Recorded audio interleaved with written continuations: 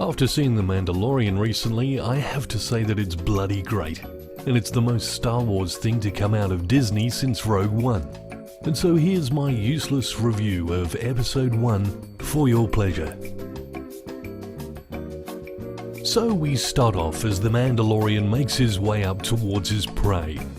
We're treated to a green fish man in a local tavern, being treated to a close-up view of the "where the fuck did all my money go" table, and at that very moment he seems to have found it. See kids, you really can find stuff if you look hard enough. Anyway, at this point the Mandalorian enters, and it's plain the Green Man's friends would like to introduce their new prospective pal to this quality game. But before I can even make a joke about a Mandalorian walking into a bar, a complete bar steward slides down an empty cup, which somehow ends up embedded in the ruffian's face. I didn't see nothing. From here it's classic spaghetti western territory. With a lasso he's speedier than the Flash with diarrhea, and with his gun he's a faster drawer than a Disney sweatshop worker.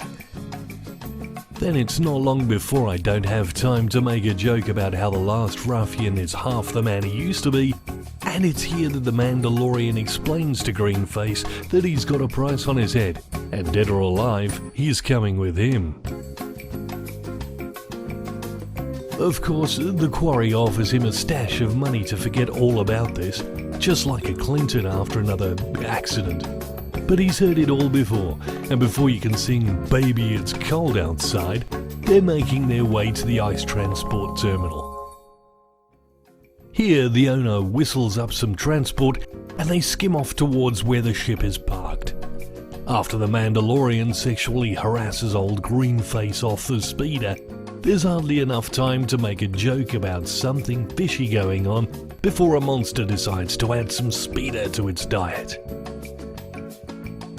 Then it fast approaches and attacks their ship more viciously than me wolfing down the chocolate squares after finding an unused advent calendar in my cupboard from last year.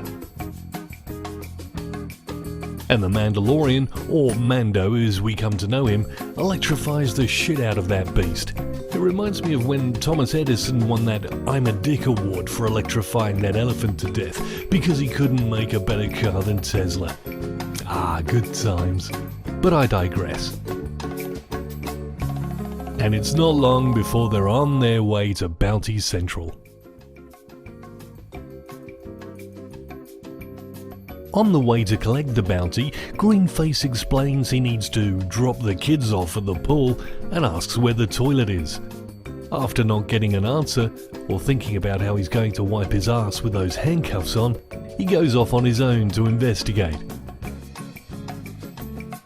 Surprisingly, he finds it straight away at the bottom of the ladder, but decides he's going to ruin Mando's day for not letting him go, so he looks for a cupboard he can shit in instead.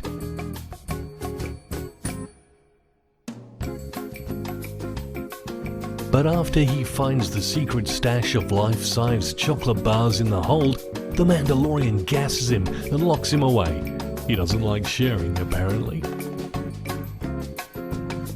And so, having porked his way through a whole caramel C-3PO on his own, the Mandalorian arrives at some planet he's getting the bounty money from. And before I can make a joke about a bounty bar, he's in one. Not the chocolate variety, you understand. That would be silly. And besides, this one's made of marzipan.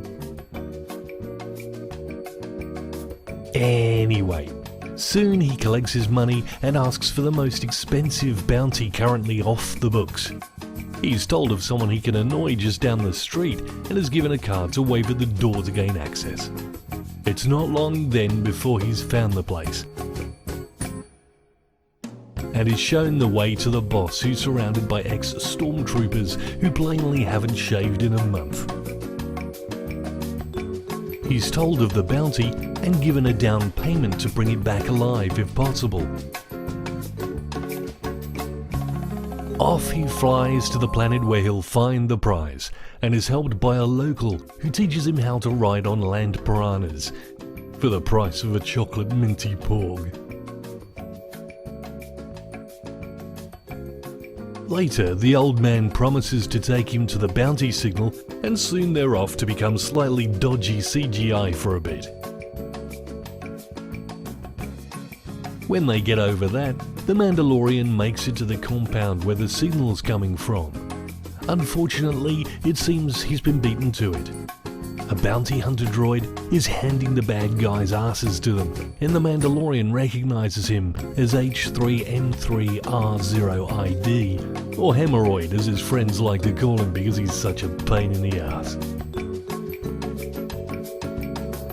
Soon he's making short work of those ruffians, and it's not long before Mando goes down to join him and help out.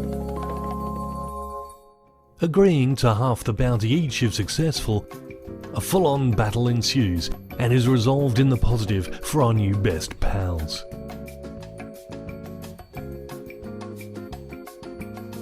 It's only when it's realised their prey is alive and cute and Hemorrhoid has been told to bring it in dead that Mando goes back on the deal,